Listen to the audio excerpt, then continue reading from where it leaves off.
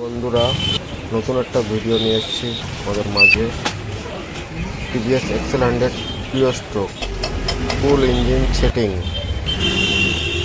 Video যদি ভালো লাগে লাইক, কমেন্ট, শেয়ার, সাবস্ক্রাইব করে দেবে বন্ধুরা।